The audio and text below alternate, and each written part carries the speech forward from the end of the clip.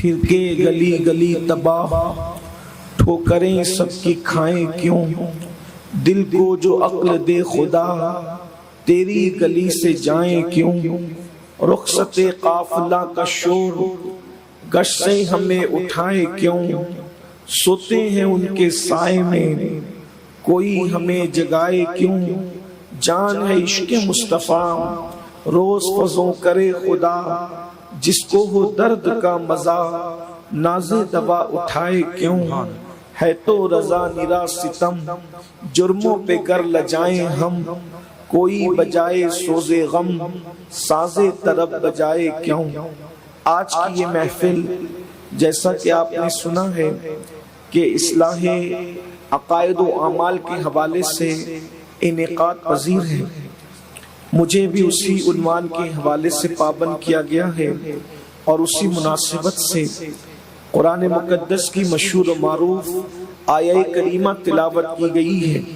اللہ کی بارگاہ میں دعا ہے کہ اللہ تبارک و تعالی اس کے متعلق مجھے حق کہنے اور آپ سب کو حق سن کر اس پر عمل کرنے اور اسے عام کرنے کی توفیق عطا فرمائے۔ آمین آمین۔ اس وقت دنیا کے اندر بے شمار اجلاس، کانفرنسیں، محفلیں منعقد ہو رہی ہے، اور دنیا کے مفکرین اس بات کی کوشش اور کاوش میں ہے کہ کسی طرح مسلم امہ کے بگڑے ہوئے حالات کو سنوارنے کی کوشش کی جائے۔ میں سمجھتا ہوں کہ کوئی ریاست ہندوستان کی ایسی نہیں ہے جہاں روزانہ درجنوں جلسے نہ ہو رہے ہیں، لیکن جتنے زیادہ اجلاس اور محفلیں ہو رہی ہیں اتنی ہماری بہراروی بڑھ رہی ہے، ہم بہراروی کا شکار ہوتے جا رہے ہیں۔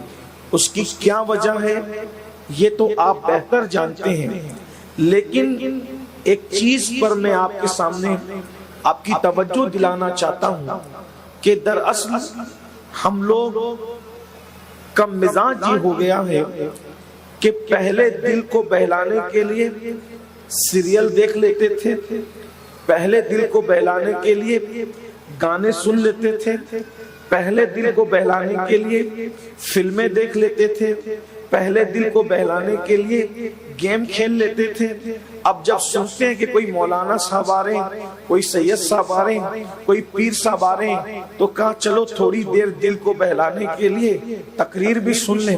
یعنی اس کا مطلب جس شمار اور قطار میں آپ نے فلموں کو رکھا ہے، سیریلوں کو رکھا ہے، گانوں کو رکھا ہے، مشاعروں کو رکھا ہے، غزلوں کو رکھا ہے، اسی فہرست میں ہم لوگوں کے واعظ و نصیحت کو بھی اب رکھ دیا ہے۔ تھوڑی دیر کے لیے دل بہل جاتا ہے اور اس کے بعد ہم سب اپنے اپنے گھروں کو لوٹ جاتے ہیں۔ لیکن اگر ہم یہ سمجھتے ہیں کہ واعظ و نصیحت ہمیں بدلنے کے لیے ہے، ہمیں تبدیل کرنے کے لیے، مشاعرے میں اور خطابات میں فرق ہے، فلموں کے اندر اور ناصح کی نصیحت کے اندر فرق ہے، اور بہت بڑا فرق ہے، تو اندازہ فرمائیں اگر ہم اس نیت سے سنیں گے، اس کی وجہ یہ ہے کہ ناصح کوئی ایکٹر نہیں ہوتا، ناصح کوئی اداکار نہیں ہوتا۔ جو فلمیں اور سیریلوں کے ایکٹر ہوتے ہیں وہ اپنی طبیعت سے آپ کو مضامین دیتے ہیں، لیکن یہ لوگ جو منبر پر آتے ہیں یہ اللہ کا فرمان، اس کے رسول کا فرمان اپنی زبان سے آپ کے سامنے پیش کرتے ہیں۔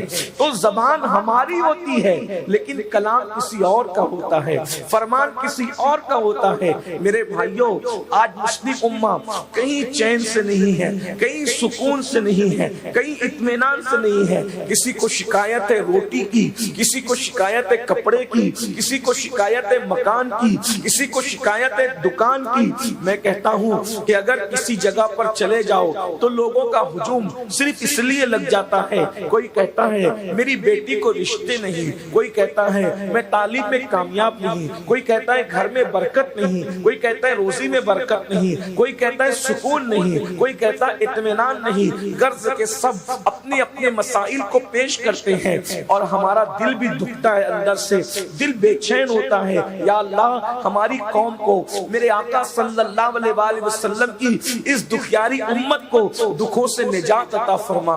لیکن ایک بات میں آپ سے عرض کروں میرے بھائیوں، اب دعائیں آپ کی تقدیر نہیں سنوار سکتی، میں مایوس کرنے نہیں آیا لیکن کسی خاص طرف آپ کی توجہ دلانے آیا ہوں، اور اب آپ سے چاہتا ہوں کہ آپ بہت توجہ سے تو سن رہے ہیں، مزید آپ مکمل توجہ سے سنیں اور اپنے دل کے نہا خانوں کے اندر کسی کے دل کے درد کو جگہ دینے کی کوشش کریں۔ میرے بھائیوں، دعائیں آپ کی تقدیر نہیں سنوار سکتی، تعویذات آپ کے حالات نہیں بدل سکتے، اور پھر ورد و وظائف آپ کی زندگیوں میں انقلاب پیدا نہیں کر سکتے۔ کب تک؟ جب تک ہم گناہ کرتے رہیں گے، جب تک ہم اللہ کی نافرمانی کرتے رہیں گے، جب تک ہم اللہ کو ناراض کرتے رہیں گے، نہ وظائف کام آئیں گے، نہ دعائیں کام آئے گی، نہ کسی کا سر پہ ہاتھ رکھنا کام آئے گا۔ یاد رکھیے دل تو اس سے بہل جائے گا لیکن حالات نہیں بدل سکتے۔ اس کی وجہ بتاؤں، میں قرآن سے صرف 2 واقعات آپ کی خدمت میں پیش کروں، پھر اپنے اصل عنوان کی طرف چلوں۔ دیکھیے قرآن قصے کہانی کی کتاب نہیں ہے، لیکن قرآن کے اندر جو قصص بیان کیے گئے ہیں وہ ہماری عبرت کے لیے ہے۔ اور پھر کن کے قصص ہیں؟ اللہ اکبر، یا تو بہت محبوبوں کے قصص ہیں تاکہ ہم دیکھ کر اندازہ کریں، میں انہی محبوبوں میں سے اور 2 واقعات پیش کرتا ہوں، یا تو پھر مردودوں کے قصص ہے تاکہ آپ ان کو بھی دیکھ کر عبرت حاصل کریں۔ جن مثال کے طور پہ حضرت موسیٰ کے قصص بھی موجود ہیں، وہ محبوب ہیں، اور فرعون کے قصص بھی موجود ہیں، وہ مردود ہے۔ ابراہیم علیہ السلام کے واقعات بھی موجود ہیں، وہ محبوب ہے۔ نمرود کے واقعات بھی موجود ہیں، وہ مردود ہے۔ آئیے اب ذرا دل کے کانوں سے تھوڑی دیر کے لیے ایک واقعے کی طرف آپ کی توجہ دلاتا ہوں، ذرا غور کرنا۔ اللہ اکبر، بہت سارے لوگ کہتے ہیں بہت اچھا چلتا تھا کاروبار، اچانک ٹھپ پڑ گیا ہے، اور اتنی کوشش کر رہا ہوں، اتنی کوشش کر رہا ہوں، کام بنتا ہی نہیں۔ پھر اس کے لیے آپ سوچتے ہیں کوئی ایسا جادو کا چھڑی والا آدمی مل جائے کہ میرا کام بن جائے۔ میرے بھائی اپنے ہاتھ میں ہے، جادو کی چھڑی بھی تو ناکام ہو سکتی ہے، لیکن قدرت نے ایک ایسی رسی ہمارے ہاتھ میں دی ہے، اگر اس کو تھام لے تو جادو کی چھڑی کی بھی کوئی حیثیت نہیں ہے۔ وہ آسمان سے لٹکتی ہوئی رسی کو قرآن مقدس کہتے ہیں، اللہ کا کلام کہتے ہیں، اس کو تھام تو لو، اس پر غور تو کرو، اس پر تدبر تو کرو۔ آئیے اللہ اکبر، ایک ہستی کا ذکر قرآن میں کیا جاتا ہے، کس ناز اور انداز سے بیان کیا جا رہا ہے اس ہستی کو۔ اللہ اکبر، پیدا ہونے سے پہلے، اب ذرا سنتے جائیں، توجہ کرتے جائیں، پیدا کرنے سے پہلے فرشتوں میں اعلان ہوتا ہے انی جائل فی الارض خلیفہ، بحیثیت خلیفہ۔ اللہ اکبر، آپ توجہ کریں، میں طنز نہیں کر رہا ہوں، صرف آپ کو اہمیت بتانا چاہتا ہوں۔ بھائیو، کسی پیر کا خلیفہ نہیں ہے، اللہ کا خلیفہ ہے۔ اندازہ تو فرمائے، اللہ اکبر۔ آج ابھی مولانا کہہ رہے تھے پیر سے خلافت ملتی تو آدمی کتنا خوش نصیب سمجھتا ہے، سمجھنا بھی چاہیے، بڑی بات ہے، لیکن یہ اللہ کا خلیفہ ہے اور بننے سے پہلے قدرت خود اعلان کر رہی ہے، یعنی یہ خلافت مانگ کے نہیں مل رہی ہے، یہ خلافت تقویٰ دیکھ کر نہیں مل رہی ہے، یہ خلافت پرہیزگاری دیکھ کر نہیں مل رہی ہے، بلکہ پہلے خلیفہ بنایا جا رہا ہے اور پھر وجود عطا کیا جا رہا ہے۔ مرتبہ یہ ہے، اللہ اکبر، وہ خلیفہ کیسا ہوگا کہ جب اس کے لیے فرشتوں نے کہا کہ کیا تو اس کو خلیفہ بنائے گا جو زمین پہ جا کر کے فساد برپا کرے گا، تو قدرت کی زبان میں اعلان کر دیا انی عالم ما لا تعلمون، میں جو جانتا ہوں وہ تم نہیں جانتے تھے، اللہ اکبر، پھر اس کے بعد مٹی جمع کروائی جاتی ہے، یعنی جن فرشتوں نے کہا تھا ان کے سامنے ہی مٹی جمع کروائی جاتی ہے، پھر اس پر برسات کی جاتی ہے۔ کس قدر شان سے اللہ اکبر وہ وجود ترتیب دیا جاتا ہے۔ اللہ اللہ، ہر چیز کو کن کہہ کے پیدا کیا جا رہا ہے، لیکن خلیفہ کو جنت میں دستے قدرت سے اپنے ہاتھوں سے جیسا کہ شان کے لائق ہے پیدا کیا جا رہا ہے، وجود عطا کیا گیا، نور مصطفیٰ رکھا گیا، فرشتوں کو سجدہ کرا کر مسجود ملائکہ بھی بنا دیا گیا۔ وہ وجود کو کیا شان دی گئی، قدرت کا سجدہ اس وجود نے بعد میں کیا، وہ ساجد بعد میں بنا، وہ پہلے مسجود بنا، سجدہ کرنے سے پہلے اس کو سجدہ کروایا گیا۔ اللہ رب العزت کا کوئی فرشتہ ایسا نہ تھا جو اس کو سجدہ نہ کرے۔ اللہ رب العزت کے کروڑوں اربوں خربوں فرشتے ایک آن میں اس کی طرف جھک گئے۔ جس کو فرشتوں نے سجدہ کرایا ہو اس سے پیار کتنا ہو، اس سے محبت کتنی ہوگی، جس کو خلیفہ بنایا ہو اس سے محبت کتنی ہوگی، پیار کتنا ہوگا۔ لیکن اس ہستی کو جس کو پیار کیا، محبت کی، خلیفہ بنایا، جس کی عظمت کے ڈنکے زمین اور آسمان میں بجوائے، اور پیار کتنا، توجہ کریں کتنا پیار ہے کہ ہزاروں سال سے اللہ کو سجدہ کرنے والا ایک، اس نے سجدہ نہیں کیا اس ہستی کو، تو اس کو دھتکار کر اپنے دربار سے نکال دیا، کہا کہ تو نے اس کو سجدہ نہیں کیا نا، اب تو مردود ہے۔ یہ داستان سنیوں کا بچہ بچہ جانتے ہیں، ہمارے اس پہ بہت تقریر ہوتی ہے، لیکن اصل جو نتیجے تک ہمیں پہنچنا ہے آج، اس کی طرف خاص توجہ۔ ابلیس کو معلم الملائکہ، امام اہل سنت کے والد سیدی امام المتکلمین علامہ نقی علی خان نے اپنی کتاب میں لکھا معلم الملائکہ، فرشتوں کا استاد۔ میں ان کی تحقیق پر اعتماد کرتے ہوئے آج اس کو فرشتوں کا استاد کہہ دیتا ہوں۔ فرشتوں کے استاد کو صرف اس لیے شیطان بنا دیا کہ تو نے میرے آدم کو سجدہ نہیں کیا، یعنی کتنا پیار ہے، یعنی آدم جو تیرا ہے وہی میرا ہے، اور جو تیرا نہیں ہے وہ میرا نہیں۔ حتیٰ کہ جس نے سب سے پہلے سجدہ کیا اس کو اتنا بلند مرتبہ دے دیا کہ جبریل اب تو نے سب سے پہلے اس کے سامنے سر جھکایا، ہم نے سارے فرشتوں کا سردار تجھے بنا، سید الملائکہ کا لقب عطا کیا، سرداری عطا کر دی۔ غور فرمائے، یہ شان ہے اتنا سب کچھ عطا کرنے کی، یعنی یہ منصب ہم جب دیکھتے ہیں تو اس منصب میں صحابہ، اولیاء، اغواس، اقطاب، ان کے اپنے مراتب اس طریقے سے چھپ جاتے ہیں جیسے سورج کے سامنے ستارے چھپ جاتے ہیں۔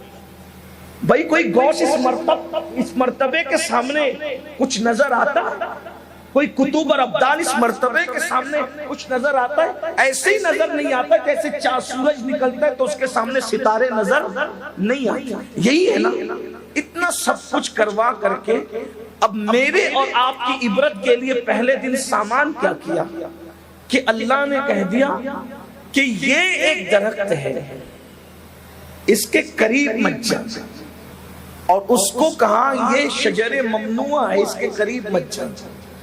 بطور مفہوم آپ کی تفہیم کے لیے یہ بات کہی جا رہی ہے۔ شجر ممنوع، ایسا پھل جس کے قریب جانے سے منع کیا، ایسا درخت جس کے قریب جانے سے منع، قریب مت جانا۔ وہ جانے والا قریب تو نہ گیا، لیکن تفاسیر کی تفصیل کے مطابق، کیونکہ قریب جانے کے لیے اس لیے منع کیا گیا تھا کہ قریب جائیں گے تو کھائیں گے بھی، اور اس کے فرمان میں تو بہت حکمتیں ہیں۔ قریب تو نہیں گئے لیکن ہیلے سے جس سے منع کیا گیا تھا کسی کھلانے والے نے کھلا دیا۔ کسی کھلانے والے نے کھلا دیا، انہوں نے کھا لیا، بظاہر وہ گناہ نہیں تھا اور حقیقتاً بھی وہ گناہ نہیں تھا۔ اب جو نتیجے کی طرف ہم آ رہے ہیں وہ بہت عبرت آمیز ہے۔ اگر کوئی اسی کو سمجھ لے تو اللہ کرے اس کی زندگی بدل جائے۔ اپنی بیوی کے ساتھ جنت میں مزے سے رہ رہے تھے، کسی چیز کی ممانعت نہیں تھی سوائے ایک کے، نہروں میں غسل کرنا ہے کیجئے، کپڑے پہننا ہے پہنے، کھانا ہے کھائے، جو کرنا ہے کیجئے، صرف اس کے قریب مت جانا۔ اور حضرت آدم علیہ السلام نے اسی شجر ممنوعہ کا پھل کھا لیا۔ وہ پھل کیا تھا؟ اب ہماری قوم اس کی تحقیق میں جاتی ہے، وہ سوچتے ہی نہیں کہ آخر یہ ہے کیا، وہ تھا کیا، اسی کے چکر میں الجھے ہوئے۔ لیکن کیوں روکا گیا تھا، اور اس کے بعد جو ہوا اس میں ہمارے لیے کیا ہے، ہم اس کی طرف نہیں جاتے۔ ہم نے ہمیشہ الجھنا ہی ہے، یہ قوم الجھتی رہتی ہے۔ وہ پھل تھا وہی جو بھی تھا، اب تک اس پر ہم بحث کر رہے ہیں اور اسی پہ اب تک مطمئن نہیں کہ وہ تھا کیا، جو بھی تھا، لیکن وہ شجر ممنوعہ تھا، منع کیا ہوا تھا، اس کے قریب مت جانا، اور کھا لیا۔ اتنا بڑا محبوب کہ اپنے نبی کا نور جس کی پیشانی میں رکھا جانا، واہ واہ واہ واہ، سبحان اللہ، محبوب کا نور جس کی پیشانی میں رکھتا ہے، فرشتوں کو سجدے کا حکم دیا جاتا ہے، جنت میں بنایا جاتا ہے، سر پہ تاج خلافت رکھا جاتا ہے، جو تیرا وہی میرا، یہ اعلان کیا جاتا ہے۔ لیکن بس ایک ہی بات تھی، ہم نے کہا تھا نہ جانا، جب نہ جانا تو نہ کھانا، لیکن آپ نے تو کھا لیا۔ اب کھا لیا تو اس کی شان ربوبیت میں کیا فرق آیا؟ اگر وہ شجر اتنا سب کچھ کھلا رہا تھا، اگر ایک شجر ممنوعہ کھایا تو شان ربوبیت میں فرق کیا ہے؟ ہمارا رب تو ہے وہی کہ اگر سب بھی باغی ہو جائیں تو اس کی شان ربوبیت میں فرق آتا نہیں۔ بے شک سب فرما بردار ہو جائیں تو بھی فرق نہیں آتا، سب غدار ہو جائیں تو بھی فرق نہیں آتا، کیونکہ رب اتنا بڑا ہے کہ اب اس کے اوپر کوئی بڑائی نہیں ہے اور اس کے اوپر کچھ ہے بھی نہیں، وہاں اوپر کا کوئی تصور ہی نہیں ہے۔ ساری حدیں جہاں ختم ہے، لا ضد لہ ولا مد لہ ولا مثل لہ ولا مثال لہ ولا جواب، نہ کوئی مثل ہے نہ مثال ہے، ورنہ اسے نہ ڈبایا جا سکتا ہے نہ اسے گرایا جا سکتا ہے۔ وہ واحد ہے جو نظر نہیں آتا لیکن وہ ڈبا بھی دیتا ہے، وہ گرا بھی دیتا ہے۔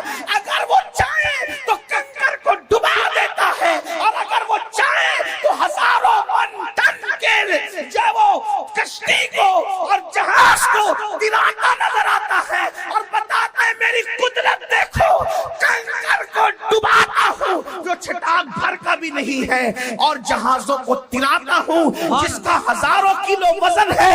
یہ کون کرتا ہے؟ وہ رب محمد ہے جسے وحدہ لا شریک۔ سبحان اللہ، نعرہ تکبیر، نعرہ تکبیر، نعرہ تکبیر، نعرہ رسالت، عظمت و شان خداوندی۔ وہاں تغیر اور تبدیلی نہیں ہے، نہ وہ دودھ پیتا ہے، وہ دودھ پیتا نہیں ہے، وہ دودھ پلاتا ہے۔ سبحان اللہ، سبحان اللہ۔ اور دودھ نکالتا کہاں سے ہے؟ جب سائنس کے دماغ میں وہم بھی نہ گزرا تھا کہ دودھ آتا کہاں سے ہے، تب میرا اللہ قرآن میں بیان کر رہا ہے کہ خون اور گوبر کے بیچ میں دودھ رکھتے ہیں، لیکن نہ اس میں خون کا رنگ آتا ہے نہ گوبر کی بدبو آتی ہے۔ جو دودھ کو اس حفاظت کے ساتھ رکھے، دو بظاہر دو ناپسندیدہ چیزوں کے درمیان، بظاہر دو ناپسندیدہ چیزوں کے درمیان کوئی جھلی نہیں، کوئی رکاوٹ نہیں، صرف اس کا حکم رکاوٹ ہے۔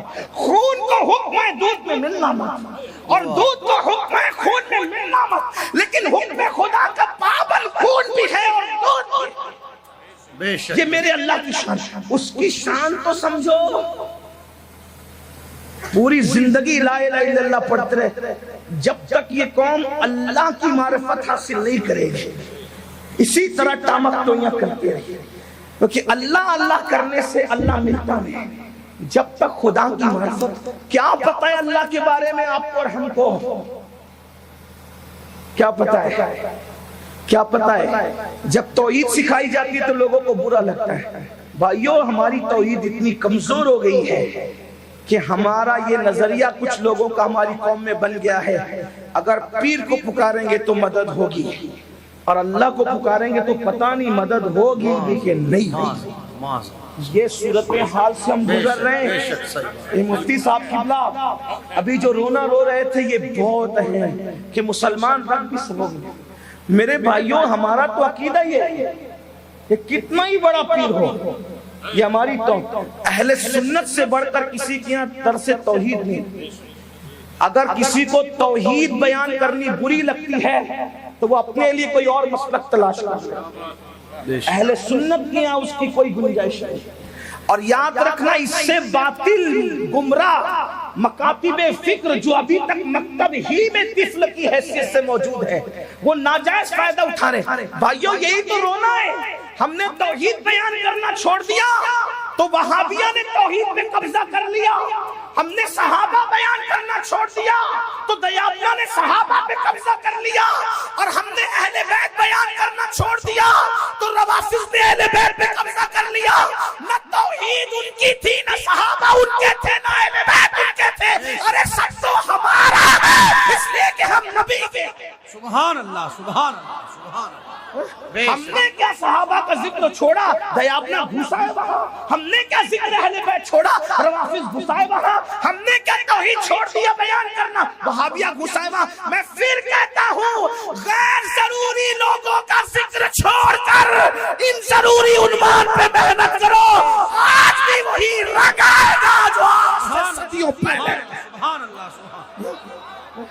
واہ واہ، بہت عمدہ۔ اگر رنگ جمانا ہے تو اسی پہ محنت کرو جس پہ اکابرین نے، شاہ ولی اللہ نے جو رنگ جمایا تھا، شاہ عبدالعزیز نے جو رنگ جمایا تھا، مجدد الفسانی نے جو رنگ جمایا تھا، صابر کلیر نے جو رنگ جمایا تھا، غوث العظم دستگیر نے جو رنگ جمایا تھا، معین الدین خواجہ اجمیر نے جو رنگ جمایا تھا، دادا علی حجویری نے جو رنگ جمایا تھا، اور 14ویں صدی میں بے مثال مجدد میرے امام احمد رضا نے جو رنگ جمایا۔ سبحان اللہ، سبحان اللہ۔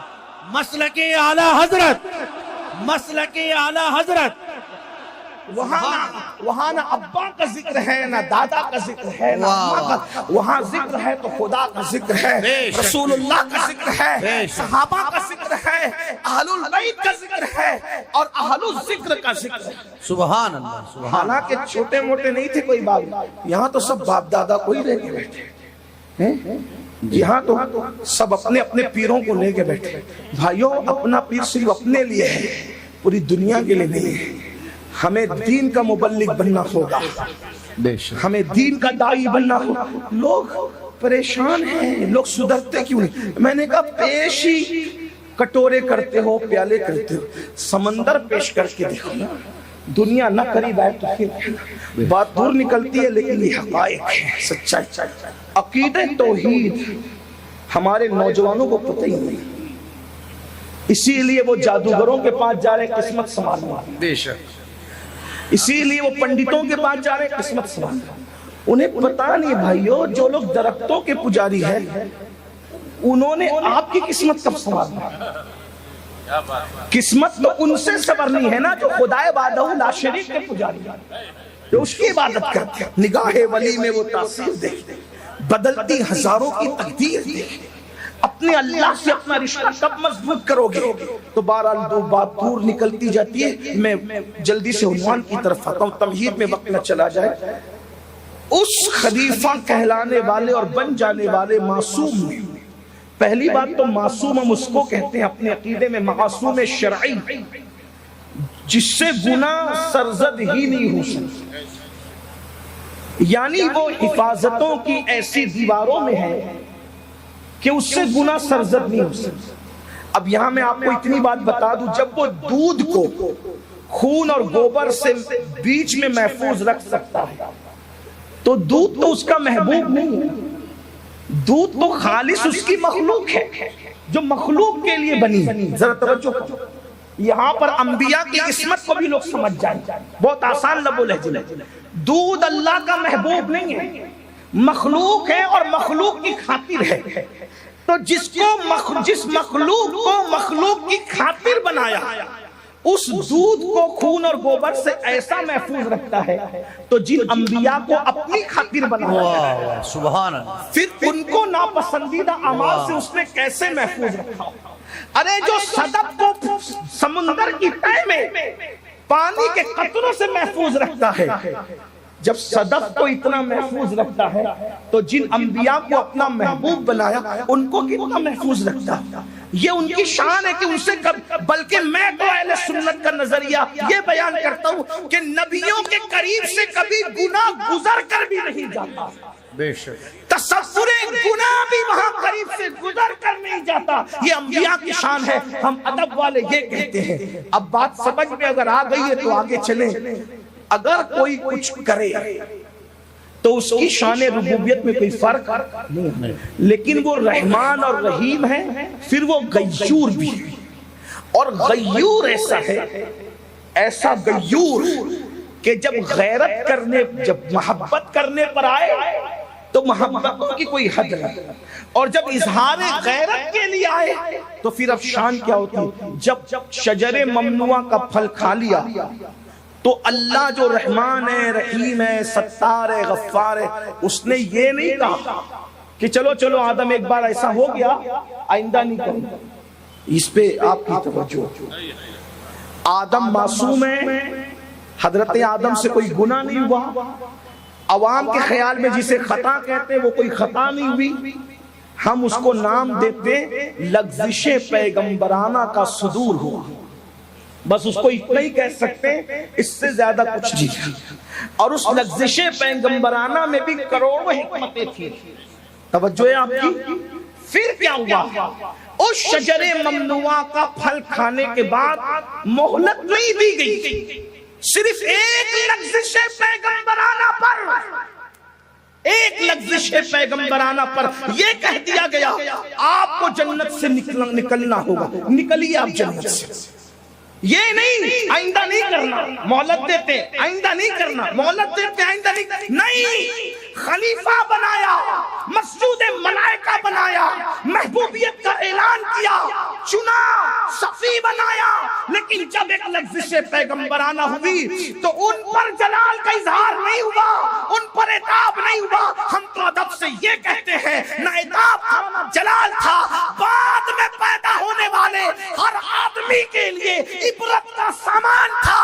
آدم کے ساتھ یہ کرتا ہوں تو آدمی کے ساتھ کیا کروں گا؟ توجہ کرنا، مہلت نہیں دی، جنت سے نکل جاؤ، اور ایسے نہیں نکلو، آگے اس پہ خاص توجہ میرے جوانوں، دل تھام کر سنو۔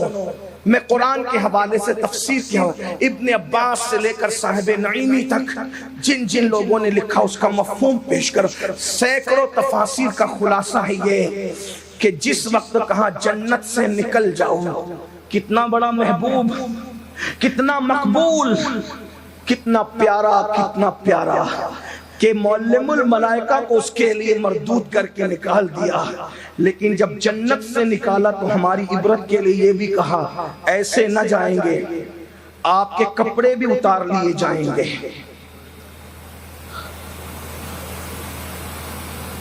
تھوڑا رک کر غور کر کے سوچیں، میں کوئی خطابت کے جوہر دکھانے کا نہ عادی ہوں، نہ دکھانا چاہتا ہوں، نہ میرے پاس وہ جوہر ہے، لیکن تھوڑی دیر کے لیے سب اپنے اپنے دلوں پہ ہاتھ رکھ کر، ایمان والوں اپنے دلوں پہ ہاتھ رکھ کے سوچو کہ جس کو مسجود ملائکہ بنایا، لغزش پیغمبرانہ پر جنت سے باہر نکالتے ہیں اور نکالنے کے بعد کپڑے بھی واپس لیتے ہیں۔ یہ تو نہیں کہتا کہ کپڑے چھین لیتے ہیں، میرا مسلک مکمل ادب ہے، لیکن اتنا ضرور ادب سے کہوں گا ہماری عبرت کے لیے کپڑے بھی واپس لے لیتے ہیں، اور کپڑے واپس لینے کے بعد میاں بیوی میں جدائی کر کے گھر بکھیر بھی دیتے ہیں۔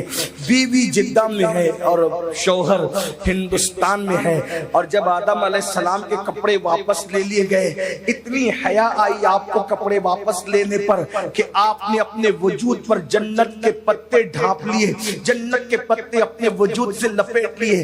اب میں آپ سے پوچھنا چاہتا ہوں میرے بھائیوں، بتاؤ وہ لغزش پیغمبرانہ، نہ گناہ تھی، نہ خطا تھی، نہ بغاوت تھی، نہ نافرمانی تھی، صرف لغزش پیغمبرانہ تھی شان معصومیت کے ساتھ، ایک لغزش پیغمبرانہ تھی جس میں کروڑوں حکمتیں تھی۔ کپڑے تک واپس لیے گئے، جنت سے تک نکال دیا گیا اور اپنے الفاظ میں گھر کو بکھیر دیا گیا، جنت میں جس کا گھر بسایا تھا میاں بیوی کو جدا کر دیا۔ آپ بتاؤ اگر یہ کام معصوم کرتا ہے تو اس کے ساتھ یہ سلوک کرتے ہیں اور زمین پہ آنے کے بعد ان کو احساس ہوتا ہے تو 200 سال تک کے مناتے ہیں اللہ مجھے معاف کر دے، مجھے معاف کر دے، مجھے معاف کر دے۔ بھائیو قبولیت کا اعلان کرنا تو دور کی بات، 200 سال تک کوئی جواب بھی نہیں دیا جاتا۔ اتنا روتے ہیں کہ روتے روتے آنسوؤں کی اللہ اکبر آنسوؤں کی جھیلیں بن جاتی ہیں، اتنا روتے ہیں کہ جہاں روتے رونے سے آنسوؤں کی وجہ سے زمین پہ کیچڑ بن جاتا ہے۔ آپ مجھے بتائیں یہ کیفیت تھی، حضرت سیدنا آدم نے اپنا وجود نہیں دیکھا، ان 200 سال میں اتنا بے چین ہوئے، اتنا بے قرار ہوئے۔ ہمیں کیا پیغام ملا؟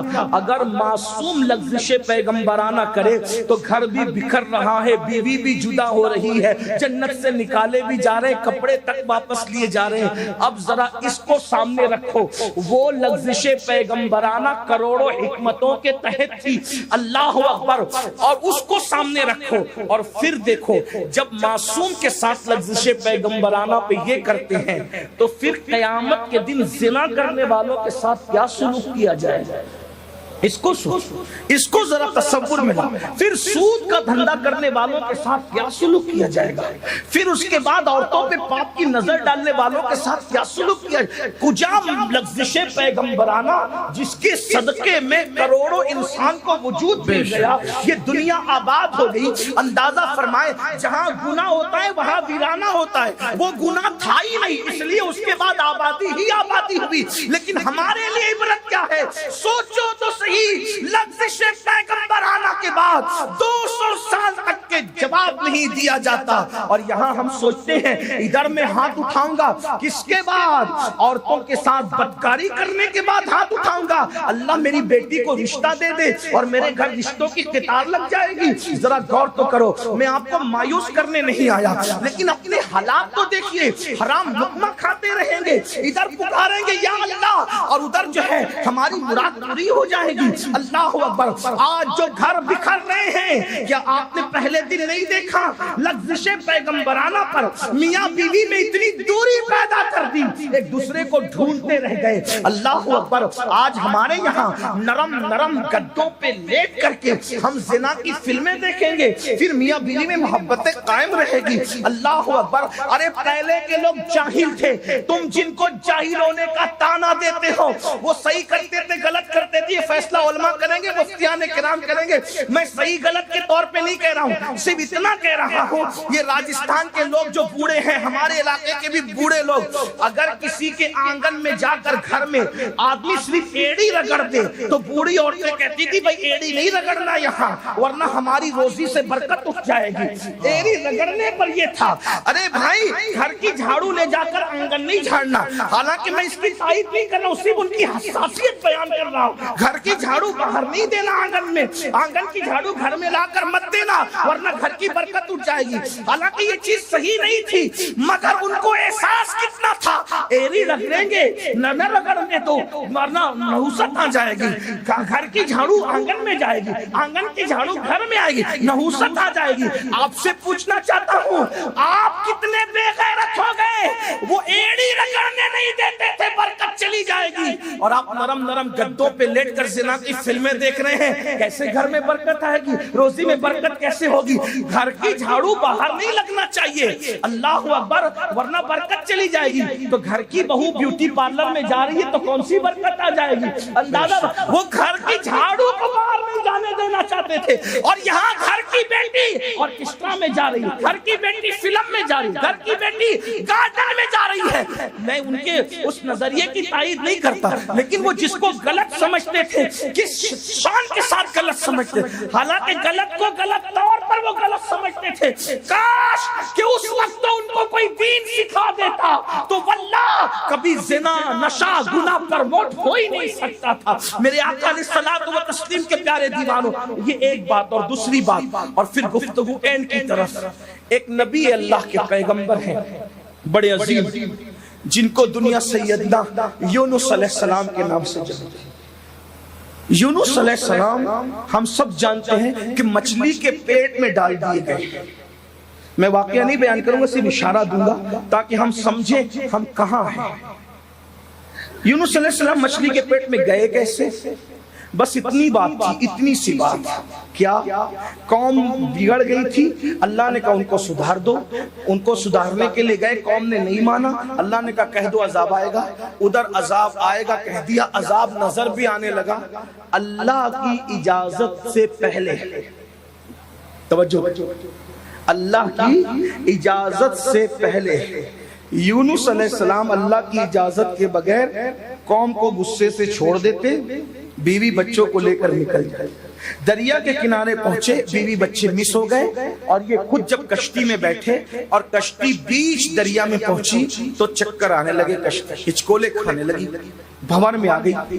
ملا نے کہا، جو کشتی چلانے والا تھا، اس نے کہا میری کشتی یوں ہی نہیں ڈولتی. کہا کیسے ڈولتی ہے؟ تو کہا کوئی بھاگا ہوا غلام اپنے مالک کی اجازت کے بغیر بھاگتا ہے تو اس کشتی کو چکر آتے ہیں، تو پھر اس کا علاج کیا ہے؟ کہا اس کا علاج یہ ہے کہ اس کو دریا میں پھینک دینا پڑتا ہے ورنہ پوری کشتی ڈوب سکتی ہے. تو کون ہے تم میں بھاگا ہوا غلام؟ تو حضرت یونس علیہ السلام نے روتے ہوئے کہا میں ہوں بھاگا ہوا غلام، اپنے مالک کی اجازت کے بغیر جا رہا تھا. اللہ، انہوں نے اپنے جملوں میں کہا ہم تو نہیں کہہ سکتے ادب کی وجہ سے. تو لوگوں نے کہا آپ کا چہرہ نورانی، اتنے نورانی چہرے والے آپ بزرگ، آپ غلام نہیں لگتے، نہ بھاگے ہوئے لگتے ہیں. ہم ایک کام کرتے ہیں، قرآن ڈالتے ہیں کہ واقعی اس میں بھاگا ہوا غلام کون ہے. پہلی بار قرآن ڈالا، پوری کشتی کے نام ڈالے، نام نکالا تو یونس علیہ السلام کا نام تھا. پھر ان کو یقین نہیں آیا اتنا نورانی چہرے والا بزرگ بھاگا ہوا غلام نہیں ہو سکتا. دوبارہ قرآن ڈالا تو یونس علیہ السلام کا نام آیا. تیسری بار قرآن ڈالا تو یونس علیہ السلام کا نام آیا. آخر دنیا نے دیکھا، تاریخ کے اوراق گواہ ہے، قرآن بھی کہتا ہے کہ حضرت یونس علیہ السلام کو کشتی سے نکال کے دریا میں ڈال دیا گیا اور یونس علیہ السلام کو مچھلی نے نگل لیا. جب مچھلی نے نگل لیا تو یونس علیہ السلام 3 اندھیروں کے درمیان آ گئے. ایک تو رات کا اندھیرا، ایک تو دریا کا اندھیرا، اور ایک تو مچھلی کے پیٹ کا اندھیرا. صرف اللہ کی اجازت کے بغیر اللہ کا پیغمبر بستی چھوڑ کر کے جا رہا تھا. اولاد بھی گئی، بیوی بھی گئی، اور خود بھی مچھلی کے پیٹ میں آ گئے. 40 دن تک یونس علیہ السلام ورد کرتے رہے اس اندھیرے میں، لا الہ الا انت سبحانک انی کنت من الظالمین. آپ سے پوچھنا چاہتا ہوں، اس کا ترجمہ بعین ہی لفظ ہی تو ہم نہیں کرتے، لیکن اللہ رب العزت کی وہ توحید بیان کرتے ہیں، اے اللہ تیرے سوا کوئی معبود نہیں، تو پاک ہے، اور میں نے جو چاہا اپنی مراد کو میں نہ پہنچا، یا میں نے جو نہیں کرنا تھا وہ کر لیا. لیکن اگر ہم اس کو عام انسان کے لیے ترجمہ کریں گے اپنے لیے، تو ہم یہ کہیں گے کہ اللہ میں نے اپنے آپ پہ ظلم کیا اور میں ظالموں میں سے ہوں، ہم اپنے لیے کہیں گے. لیکن نبی کے لیے بطور ادب یہ کہیں گے کہ میں نے جو چاہا وہ مراد کو میں نہ پہنچا. اندازہ فرمائے 40 دن تک کہتے رہے یونس علیہ السلام.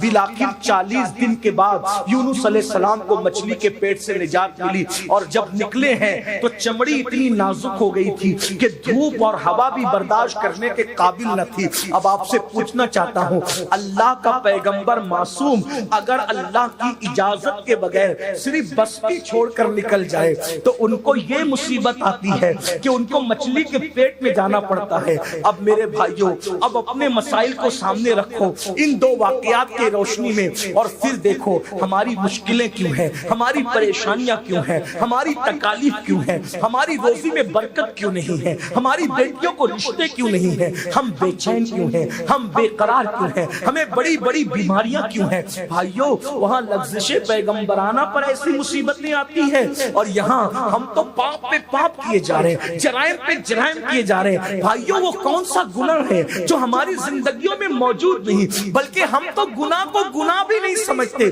ہم تو پاپ. اور وہاں یونس علیہ السلام لغزش پیغمبرانہ کے بعد کہہ رہے ہیں انی کنت من الظالمین.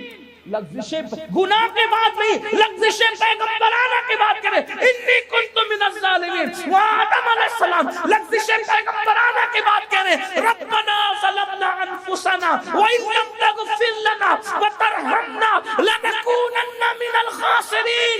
ربنا ظلمنا اور وہاں کہا جا رہا ہے انی کنت من الظالمین. لغزش پیغمبرانہ کے بعد, اور یہاں پوری رات زنا کی فلم دیکھ رہا ہے, اور صبح کو جب نکل رہا ہے سفید لباس پہن کے, میں مخیر قوم و ملت. غور تو معصوموں کی شان کیا, وہ اپنے آپ کے لیے کہہ رہے انی کنت من الظالمین ربنا ظلمنا انفسنا. اور ہم لوگ سود کے دھندے کر کے بھی جب تک ہمارے نام کے ساتھ کوئی حاجی نہ لگائے ہمارے کلیجے کو ٹھنڈک نہیں پہنچتا. وہ معصوم ہو کر بھی اپنے لیے ظلمنا انفسنا کہہ رہے ہیں, اور ہم پاپی ہو کر بھی اپنے آپ کو جنتی سے کم سمجھنے کے لیے تیار ہی نہیں ہے.